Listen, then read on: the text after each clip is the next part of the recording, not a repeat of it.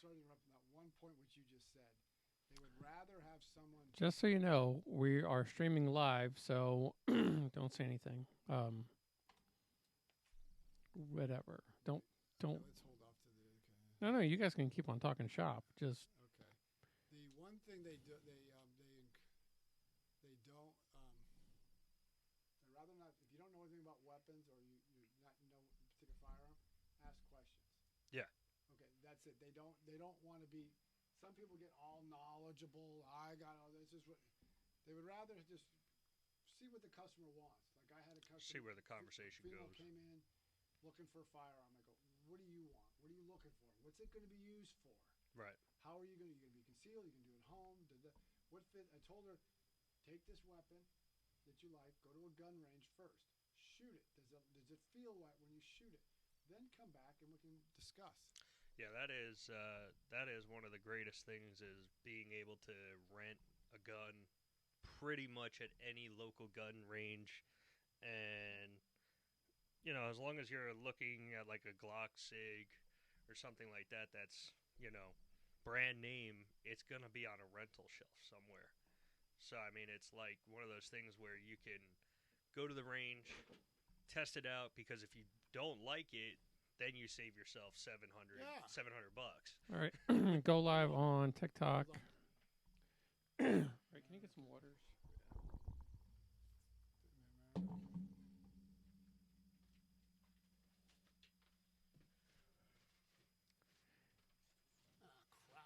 All right, I think we're gonna do Ubaldi reports, and then we're gonna turn off the cameras, and then we're gonna do an impromptu all-American gunslinger. Because technically it would be 4 episodes, so I can do my rant for the month. Okay, so I got it. The topic is to be inflation. We're gonna talk Black Lives Matter, maybe. My title I put is Inflation on American Families.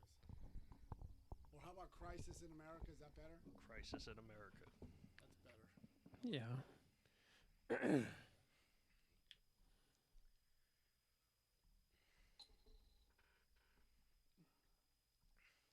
I'm just saying there was no crisis in Hawaii. Where'd you go? They're like a whole different other country down there. Oh, yeah. Nothing. But they're like democratically ran too, aren't they? Yeah, they are, but they seem to not be political down there. Where'd you go? I was in Kauai, so that was west of Honolulu. Okay. Smaller island, but it was very beautiful. Okay.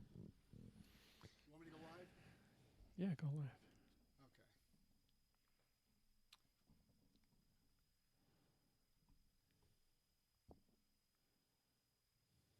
Hey everybody, this is John with Ubaldi Reports. With me as always is my great co-host Joe Bitts and another fellow Marine, a gentleman named Ray. And basically Ubaldi Reports provides fact, not fiction, on issues facing America, whether on the international front or domestically. Now there's a lot of domestic challenges going on. There's inflation, rising gas prices, food prices. There's the baby formula shortage that is been transpiring for some months. So there's a lot of stuff to talk about, and we're going to try to delve into all of that and maybe broach some other topics. But the question we like to pose to the listeners on TikTok is, are you facing the problems or facing the challenges through inflation, higher gas prices, higher grocery prices, or were you impacted by the shortage of baby formula? I know friends who were facing that. So if you could type those questions in that you would like us to discuss, or any comments that you have, we would love to hear from you, and so we can have a great podcast. Right now, my fellow co-host and good friend Joe Bitts is trying to put the final touches on this so we can officially go live. I put a mic. I'm just prepping the. I put a mic here so maybe we can all get heard. Yeah, so I'm just prepping everything so we know what's going to be discussed. So. How far along are we, Joe? We're going a minute. Okay, about a minute or two, we'll be officially going live. Put some questions in the chat. So if you got questions, put them in the chat so we at least know what you guys are thinking, and then we'll start this off. And discuss some of the challenges, or basically the challenges or the crises that going across America right now. And there's a lot to discuss on those things. Testing. So we're just doing the final Test. test. All right. Are you getting them on TikTok yet? Yeah, we got a few that joined. So tell me when you're ready to get this off, Joe. I want to know how well you can be heard. Hold on. Keep on going. We're just checking the final checks. Apologize for that. It just takes time to get this thing going. We're all doing our full-time jobs, and then we're trying to do this to make this full-time podcast, and that's the goal of Ubaldi Reports. Again, Ubaldi Reports provides fact, not fiction, on issues facing America. We don't tell you how to think. We just provide the information, and you get to make the decision for yourself and take it where you want to go, especially this year with an incoming midterm election on November 8th. So hopefully we just inform the American public on what's going in across America. So again, we would like to hear from you. We would like to hear what you have to say. Put your information in. Put your Can you hear me? yeah. Well, how much longer? So bear with us. Okay. Yeah. Okay, we got a few people to join, so we'll be starting hopefully soon. We're getting ready there. Okay. I think we're just about ready. Okay, we're we're ready just right about now. ready, and we're getting ready to. I'm gonna get ready for the high sign by Big Joe Bits. I love the commentary. All right. Are you ready? I'm ready. Oh, by the way, so the Disinformation Governance Board has been disbanded. I got that. Temporarily. So now I want come in with the intro where you could be like, we can say whatever the hell we want because there is no more government. Got Okay, so just kind of like throw Got that it. jab Okay, in got there. Okay, are you ready? 3, 2. Hey, everybody, this is John with Ubaldi Reports. They have one website run by veterans to provide fact, not fiction, on issues facing America, whether nationally or internationally. And since there is no more Disinformation Governance Board, we get to say anything we want. But unlike the Disinformation Governance Board, ours is based on fact, not fiction. What's up, Joe? Come on, John. How are you? I'm doing well. So how are you doing? Great. We got Ray back here. Hello. Yeah, and Ray, just so you know, Ray brings a different perspective. I mean, I'm probably the older of the three. Shut up. Of the three. So then Joe follows back by 20 years. No, younger I'm than like me. maybe like 15 years younger than 15 you. years. And then Ray, Trying to age yourself. Well, even wait. more. Hold on. I'm 44. You're 50, 7. 57. I'm Yeah. 28. Wait. Well, hold on. When is when does your retirement kick in? I'm 59. Damn. Yeah. Hey. And then Ray is 27. 28. Hey, John. Know what I figured out today? What's that? When you fill up your tank, if the cutoff on every gas pump is $100. Yeah, Yep. I noticed that. Walmart had that for the diesel. Yeah, I was like, because I went to Costco today, and I'm like, okay, time to get gas, and I'm kind of like, I'm not really stressing about getting gas, but I was like, all right, it's time for me to get gas, and I'm like filling up, and all of a sudden it clicks. I was like, okay, and I look, and I know how many gallons I get per. I know how many gallons are in the tank, and I look at it, I go, oh, that's a little off, and then I'm like, why can't I pump anymore? Well, guess what? At Costco, they cut you off at $100. Well, And that is something to be said, especially like now in the current situation and Well, state that the country's in right now. I don't have that problem of cutting off at $100 because I don't even get to that point. But I have to Lucky. but I have to watch my pennies about filling up my tank of gas. I can allocate this much Mm-hmm. to fill it because my budget is kind of tight, and that's a good segue to what's going on when I talked about the headline being crisis in America. Yeah. And that's one of them. Gas prices have shot up. Last time I checked when I went to work today, the gas station around the corner for me and most gas stations in Tampa, it's $4.49 a gallon. And for the first time since they've been recording the rising gas prices ever, every state in the union has went over $4 a gallon. The administration doesn't care, do they? It's They cannot. I mean, how can they care? I mean, they don't care because gas is rising. They're maybe even coming to the conclusion that maybe in 5 or by the end of, or in 30 days or a month from now, it should be $5 a gallon, and that affects the shipping. That only affects the shipping costs of stuff going across the country. So that's going to enable the supplies going to go whatever it looks like. It looks like this administration is doing whatever it is that's going on right now on purpose. The thing is, it goes two ways. I mean, Democrats, they said this before during, I don't know if it was during George W. Bush's administration or President Obama. They wanted energy or gas prices to go so high, it would force people out of their vehicles into public transportation.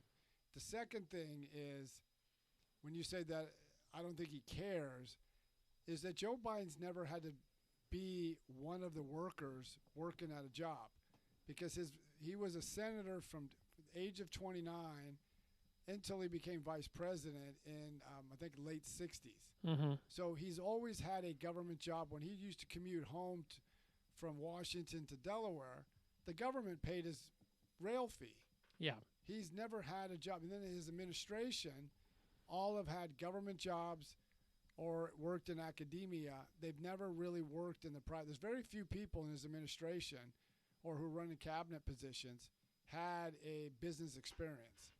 And that plays a big factor. That's why when he was, Peter Ducey, Fox News, asked the current press secretary, and this is the same thing that Joe Biden mentioned in a press conference last Friday, and they asked him, how does raising taxes on corporations and the wealthiest of Americans, how does that reduce inflation? Well, because they're spending less on supplies and goods, and they're spending it more on the government. But see, giving the government. I mean, people have to see right now, giving the government money to do whatever they want with, they're not doing it properly. They're not even giving. They're not like they're giving it to Ukraine versus. I mean, but. And then it kind of falls under. But here's the other point: is when he said that we're going to raise taxes on the corporate America, and that will help reduce inflation. Now think about that: if corporations pay more, they're just going to pass the buck to us to produce a product. One, they pass that extra increase to the consumer, and they produce less of that product because of more regulation, higher taxes. That was the recipe for disaster in the 70s that caused high inflation. Yeah. So when she was asked that, she never directly answered the question. So it begs to differ. Do they understand how inflation works? No, they don't. Because Gavin Newsom is going to take the $18 billion that he was given to give it back to the people of California to fight inflation, but yet the only reason why there is inflation is because you have too much money. Well, there's too much money throughout the economy. Yeah. And you got Janet Yellen. She is a PhD in economics. That is basic. I learned that. I took 2 economic courses in a junior college, macro and micro. That's basic economics 101. When you have too much money chasing too few goods, you get inflation. Are the Democrats thinking that they could just buy everyone's vote if we just constantly give them money? Well, but see, the thing is, when you do that, when you run for public office, let's say a president or Congress or Senate, you have your core group of supporters. They'll always vote for you. But you got to expand beyond your core. That's why you got to go after, try to get some Democrats to come on board, try to get some Republicans to come on board if you're a Democrat, but you got to go after those independent voters.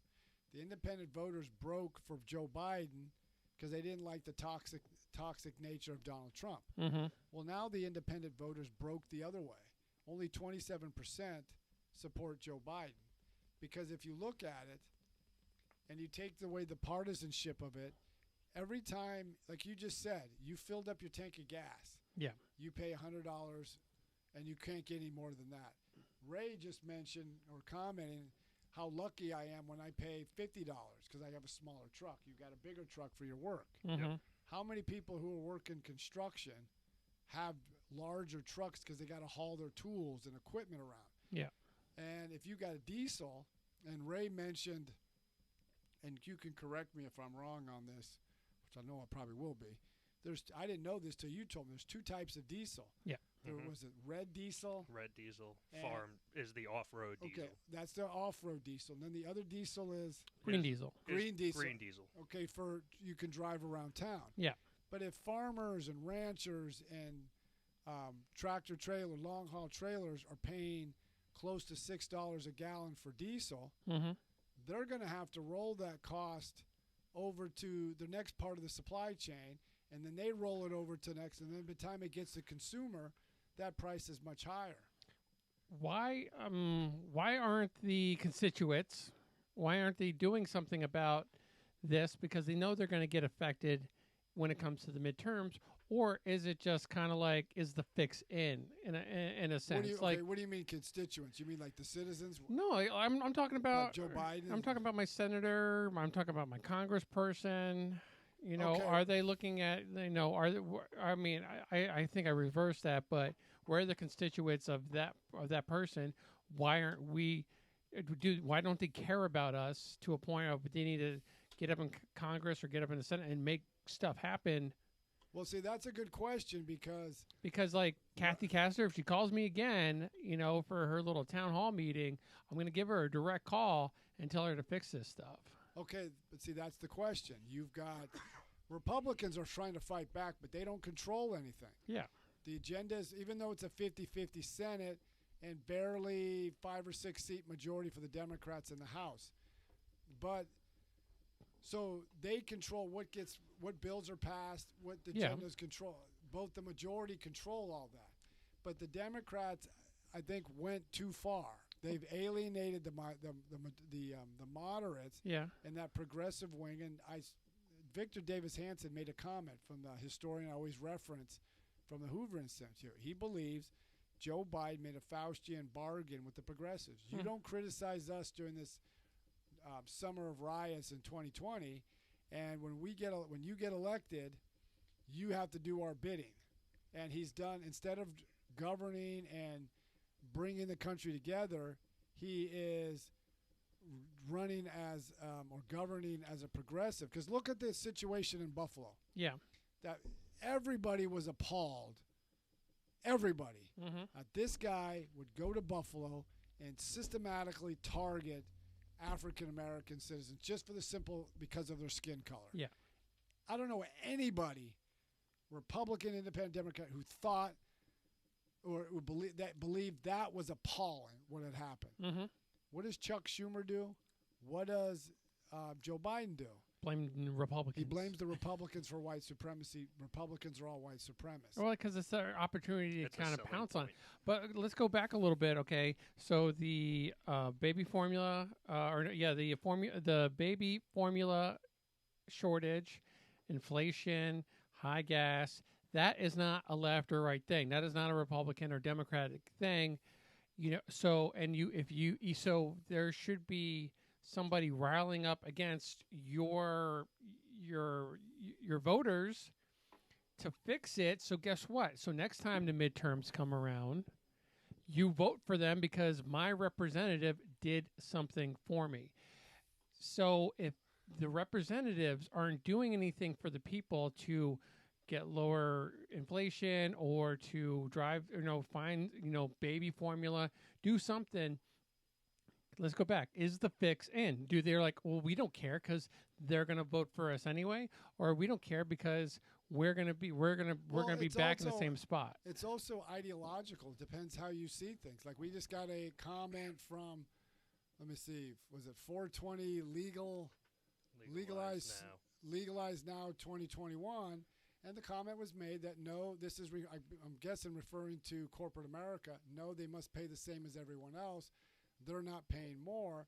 Well, that's not exactly true. If you go to the Bureau of, I think it's called Economic Analysis, the Census Bureau, Bureau of Labor Statistics have shown the top 1% pay about half of all income taxes in America, and there's a good 47% really pay no taxes at all. Well, maybe we should tell legalize now. Can you be more specific when you say they, so we know That who could we're be, talking about? That could be true. If legalize now can put something in and says, "Are you mean they? Are you talking corporate America or the top 1%?"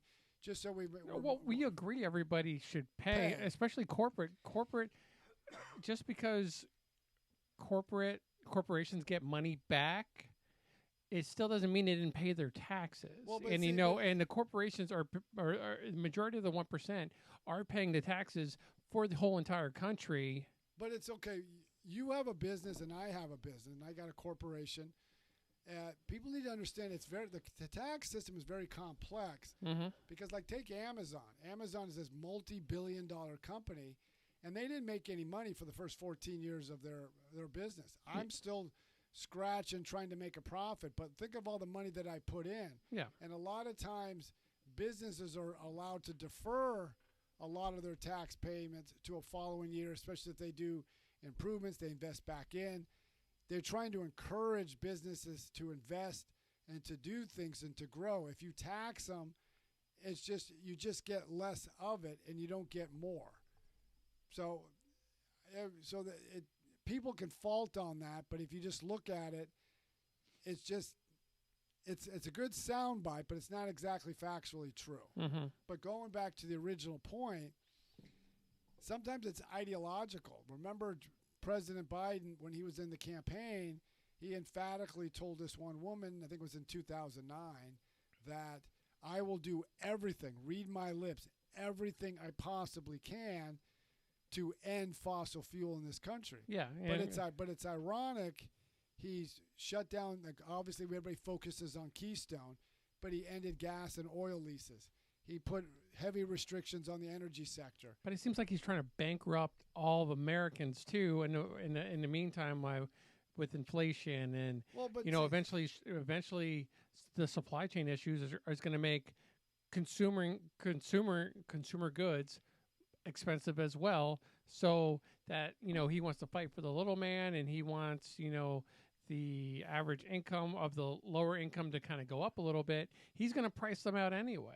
But see, the other thing is, Larry Summers, who was the economic advisor for Barack Obama in his first term, and then he was the Treasury Secretary for Bill Clinton, he said back last year when they were getting ready to pass the American Rescue Plan, that was that $2 trillion spending bill, and many economists have, and even Steve Ratner, who was an economic advisor to President Obama, said that was the beginning of where inflation was coming, and that was an unnecessary spending splurge by the Democrats. And what Larry Summers said, and Larry Summers is no conservative, he said when you're putting more money into the economy, but you didn't fix the supply chain disruption, and then you overregulated, put more burdensome regulations on business, well, if it costs them to produce something more, they've got to roll that over to the consumer. So we already have a negative GDP quarter. Correct, for the first quarter. Yeah, one more, and it's a recession time. Typically,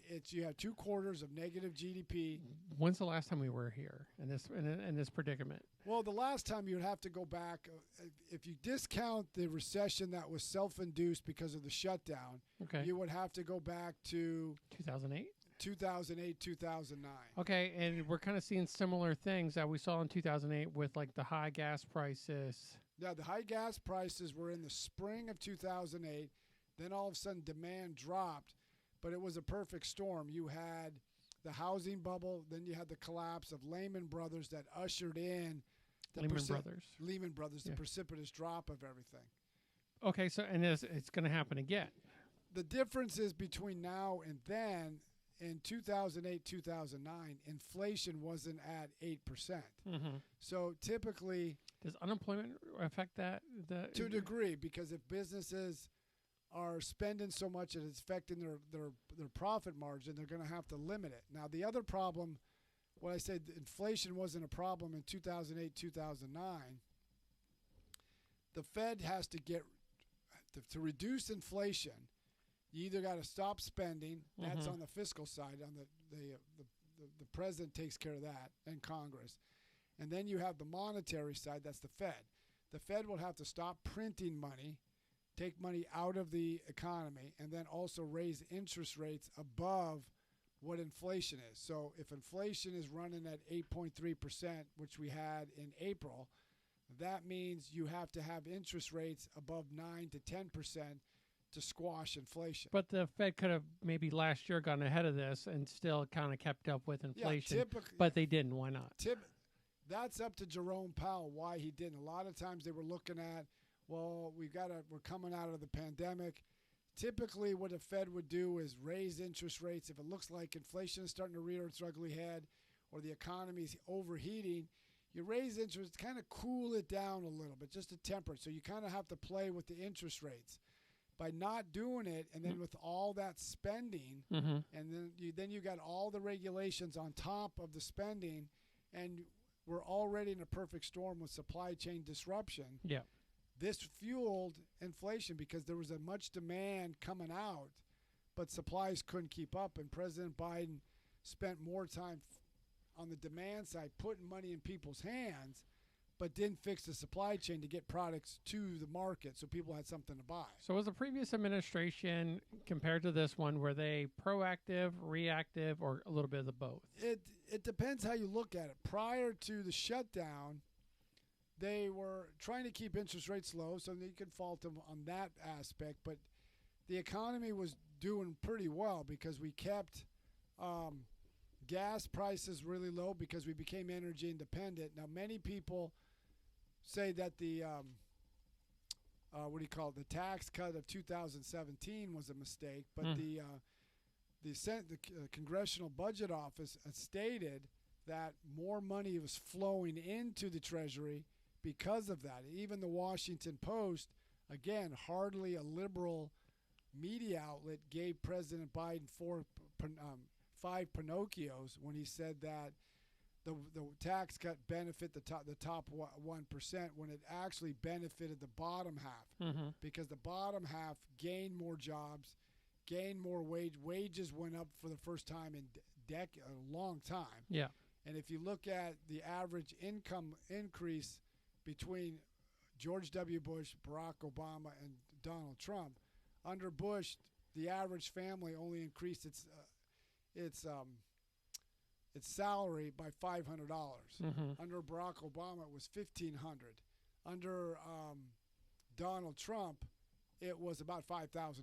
So the economy benefited under Donald Trump. Yeah. But the one thing that they couldn't come to grips with is all tax cuts. They never got government spending under control, because that takes a Herculean effort between both parties wanting to scale back domestic spending and the Republicans scaling back spending or how we allocate resource to the Department of Defense. Why can't they just cross their arms and just let it shut down? I mean, because obviously we've been at shutdowns before, and we're kind of like, okay, what's the difference? You know, I don't need to pay $5 in order to go to the state park. But when you shut down the government, you impact Social Security, you impact Medicare, you impact. Well, that's being affected anyway, whether it's open or closed. But when the government closed, that means checks don't go to the Social Security recipients. That means Medicare doesn't get paid. That means aid to low-income families doesn't get paid. The problem is when the tax cuts happened under John Kennedy, but didn't get implemented by Lyndon Johnson in 1964. Then you had Reagan tax cuts, Bush Jr. tax cuts, and then Trump. They've never cut inflation. I mean, actually not inflation. They never cut spending. And spending always goes up. Government has gotten larger. And look at right now. Government is much larger, but it's much more ineffective. You and me and Ray all have dealt with the VA. Yep. Look at the VA. The VA has gotten bigger. Has it gotten more effective? Look what's happening right now. We have a baby formula shortage. Yeah. When the FDA knew back in October, when whistleblower reported that there was unsanitary-like conditions at that Abbott facility, they didn't shut it down until February. And then in February, when they did shut it down, did anybody think about, well, if you shut down this facility that produces 40% of all baby formula, who's going to make up that difference? And then you have the Secretary of Transportation, Pete Buttigieg, this past Sunday. He goes, well, we're looking into getting baby formula from Europe. 3 months later, and then there was no full-time permanent Food and Drug Administrator at the FDA. That person was appointed in November but didn't get confirmed by the Senate till February. So, and the FDA reports to Health and Human Services. So my question is, where is Javier Becerra, the one who runs Health and Human Services?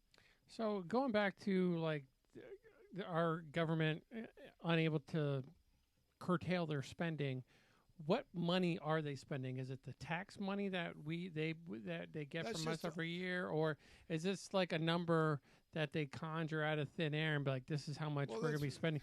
Because, like a lot of things is they're taking money out of the coffers and they're spending it on like foreign aid, or they're spending it on things that don't even maybe necessarily involve the government. Well, so why are we kind of like on the...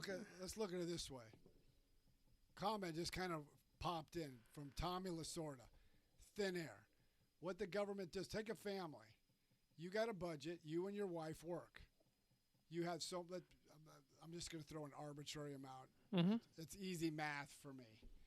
Let's say both you and your wife make take home after taxes $100,000. This is what you bring in. Okay. So you got to allocate. You got mortgage. You got food. You got all these little expenses. Then if you get to a point where you got to put some money away for savings for that rainy day. Government doesn't work like that. Let's say they at 100. Let's say you were the government. Your take home is $100,000, but you spent all your $100,000. Oh, we need this, so let's just charge it. We need that. We'll put it on credit. We need that. We'll do it. We'll spend. We'll borrow more money. So that's all the government's doing. We're $30 trillion in debt. They spend way beyond what is taken in. So record revenue is coming in, but record spending is going out. So like you mentioned, the $40 billion that went to Ukraine, that's part of it. Then you look at all the social spending, the defense spending. Much as I mentioned before, the Defense Department is still a government agency. It wastes billions of dollars every year. Okay, so that's a kind of idea of credit, but where's that money come from? He said like thin air. So in all actuality, guess what? I'm a multimillionaire because I just thought you identify as a millionaire? Well, not only do I identify as a millionaire, you know, if we're just pulling numbers out of thin air now, then guess what, John? You're no longer, you know, on the lower. You're making $300,000 a year. Congratulations. Okay, but when you bought your truck, as an example, I don't care about the amount. You bought your truck. It was a new truck, right? Yeah. You had to borrow that money, right? Yeah. So you borrowed it from a bank or the credit union or whatever. No different what the federal government does. When they spend their money, they have to borrow it. They have to get that money. It has to be financed. How do they expect to pay it back? That's the problem. So when they borrow the money, that money is being financed by China, Japan, Western Europe, other countries. The bulk of it is coming from China. So they know that we're good because we're this largest economy in the world. But as Joe Manchin mentioned, when it comes to when he failed to pass Build Back Better, he goes, we don't know what next year is going to bring, meaning this year. Yeah. There could be a war, what's going on in Russia. There could be an economic crisis. So let's say we go into a recession. What options does the Fed have? Well, they usually would reduce interest rates to help stimulate the economy so businesses can borrow, individuals can borrow. But if inflation is at 8%, to squash inflation, you got to raise interest rates high. So what tools does the president have on the fiscal side? Typically, when you're getting a recession, you want to stimulate the economy, you reduce taxes so people have more money to spend. Yeah. Well, now you can't do that because you're borrowing the money. You're not doing anything. Your tools that you normally would have aren't there. And as Tommy Lasorda just said it just right now, our kids as kids, and our kids as kids will be paying off that debt. Somebody has to pay that. Okay, someone's going to get the bill, though, too. You know, eventually it's going to be like, all right, Well, because they're going to keep on spending. right. But here's So either it collapses or that's the problem. Yeah. Right now, with interest rates going up, interest on the debt is about $350 billion a year, around there, 250 to $350 billion a year is the interest we pay on the debt. Mm-hmm. If the interest rate's going up, that means the interest on the debt goes up. So instead of paying, let's say, $300 billion, now we're paying $400 billion, then $500 billion. And eventually we get to a point where we're spending more on our interest than we are on national defense. Okay. So it's like a family. What happens if you and your wife consistently overspend? You spend beyond your means. At some point, you hit a wall. I could file for bankruptcy. What you know, our country cannot. The country cannot. But even Hey, if you can we refinance Yeah, but this? even if you Maybe at a file, lower interest rate. but even if you file for bankruptcy, there's certain things you can't, discharge in bankruptcy. But Yeah. even then, when you file for bankruptcy, what does it do? For 7 years, it hurts your credit. Yeah. I mean, okay. I don't think don't think that. Okay, considering that the people in the government, when it comes to the Senate and Congress, The House. they don't care about their credit score. They don't care about their own personal credit score or how they're affected. They're just like, buy this, buy that. There's what's it called? There's a liquor store in the house now where you can order your liquor and have it sent to your office. You heard about that one? Oh, AOC is not making the drinks anymore. Yeah. So there's a lot of absurdity going on, and it's almost like now how it is that our government representatives or our representatives, they're not even working for us anymore. They're working for themselves to just. Okay, but here's the point.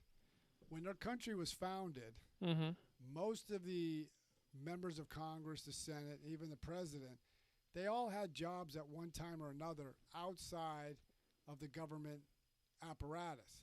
Today, now big people could say, well, that's why we need term limits. It's not that we need term limits. We need to hold the politicians accountable. Like when you said they don't care, because most of the members of Congress, and this is Republican and Democrat, look at their income level. Like and I have nothing against them. One of the Republican challengers for the Senate seat in Pennsylvania was a hedge fund manager. Mm-hmm. Now he was in the military, so he worked hard. I don't know his full background, but a lot of them they haven't done anything outside of government. How many members of Congress, the House and the Senate, actually had a business that built something, manufactured something, designed something? They were either in finance or they're lawyers. I would bet you 80 to 90% of both the House and the Senate are all lawyers. Well, and the only guy that knew what he was doing, they ran him out after 4 years. Yeah, I mean, as much as Trump business is, owner and everything. Yeah. as much as Trump was rhetoric, is bombastic and all that stuff, Trump was the first president that actually built something, made something, designed something, had to touch something to build it. He wasn't in finance, he wasn't in academia, he wasn't in the media, and he wasn't in tech. Okay, last thing before we get going, but would all this stuff that's going on right now, would this have happened in the previous administration? And is the next administration going to fix this? For the next administration to fix this, it all depends who gets in and what their background is. Now, the first part of the question is, would the previous administration had been in this? The reason I would say no, because President Trump had been and understands the supply chain issue. And what he would have done is he would have understood that there was supply chain shortages, and I guarantee it, he would have focused as a laser beam to fix that supply chain shortage. One of the things he was doing, and he was stymied every part of the way, was to bring the supply chains back from China closer to America, whether in Mexico, but mainly in the United States. Mm-hmm. That's the other problem. We're too tied to our supply chains in China.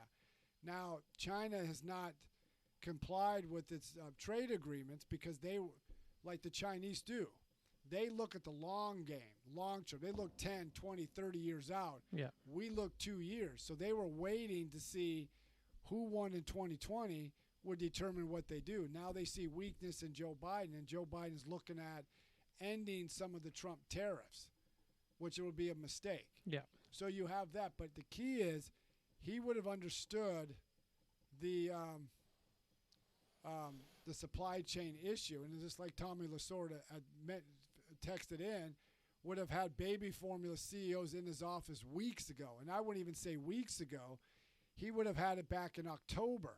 Mm-hmm. Because if you read Trump's book, The Art of the Deal, he spends most of his time calling people. He would have understood, hey, if you're taking 40% of baby formula off the market, what's going to replace it? Yeah. He was a business guy, understood that. Yeah. The problem is he got trapped up in his rhetoric, but he also got trapped in the Washington establishment swamp on both sides. All right, John. So why don't you go ahead and tell them how they can get a hold of us? You can get a hold of us by going to ubaldireports@gmail.com, ubaldireports@gmail.com, or you can go to Twitter, Instagram, and Facebook and type in Ubaldi Reports. And definitely and don't forget YouTube. If you go to YouTube, hit subscribe and like. And we're definitely on TikTok. So that's where we're live streaming it from there, and it goes off onto, and Joe will tell you which live streaming services it goes to. Facebook, Twitch, we got YouTube. And it's all on all the other podcast streaming service like, Spotify, Libsyn, and others. So. And we are going to be working on other platforms, but also we can be able to eventually, or we are going to be working up to live streaming on the actual Ubaldi Reports website. Yeah, and the goal of, just so everybody knows, the goal of Ubaldi Reports is to, to do this every day, and then we post something every day. So we can talk about issues that are affecting Americans every day, talk about research and other topics that you're concerned about, like the baby formula crisis. I did an article. You can find that on Ubaldi Reports. And this is what we want to talk about. And we may not agree on everything. You may not agree on everything we say, but we try to provide facts, not fiction. And we try to provide information that you maybe not be able to find or it's not readily reported.